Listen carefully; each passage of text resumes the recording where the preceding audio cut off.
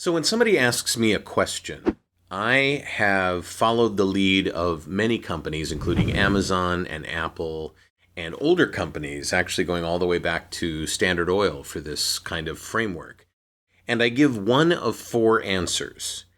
And each one of those four answers is kind of cool in its own right, and the last one might be surprising. We'll talk about all this in this particular episode of the VO Heroes podcast.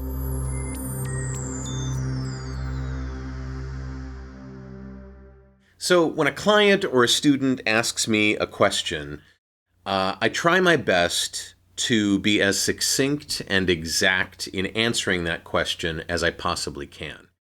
And I always choose from one of four particular answers when I'm doing it.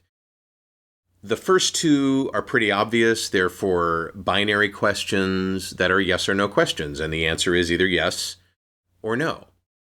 And I try to be definitive about that. I try to be sure before I answer yes or no that I really mean yes or no. And those two are kind of easy to deal with. The third possible answer that I give is a piece of data that I know to be correct. So a number, or a model, or a recommendation, or a person, a name, right? So if somebody says to me, what's the level of dBs that you want to normalize your auditions down to? Then the answer is minus 3.0. So that's a piece of data. So we have yes, we have no, and we have data, some sort of data. What microphone do you recommend? Who should I talk to about this? A piece of data. And then the fourth one is one that some people are kind of not so happy to offer.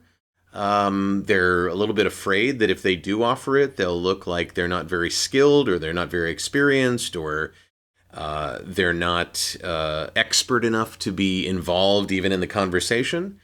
And that fourth answer is, I don't know, but I'll get back to you as soon as I do.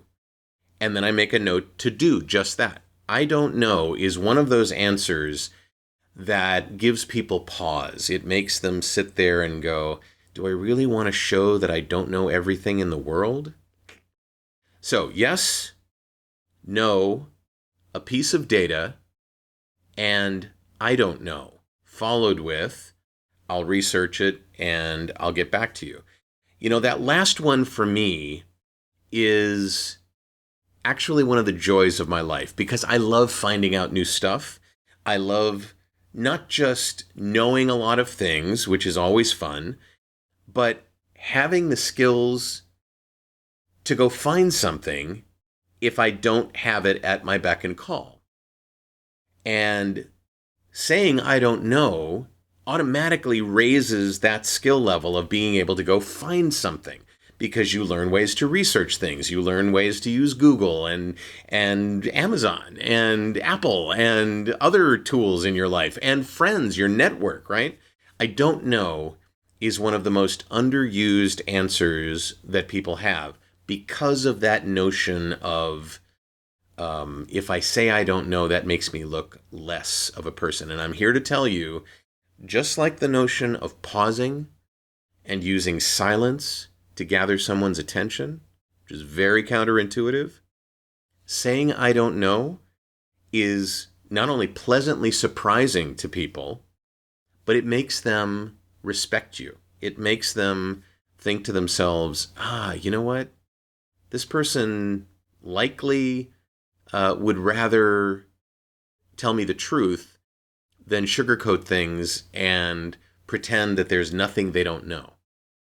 You know, there's no end to the stuff that I don't know, and there's no end to the joy that I get of finding those things out. So the next time somebody wants to ask you a question, think about limiting your potential responses to those four answers. 1, yes. 2, no. 3, a piece of data that you know to be true. And 4, I don't know, but I'll go find out and I'll get back to you. I hope that helps. I'm David H. Lawrence the 17th. I thank you so much for watching, and I'll see you in the next episode.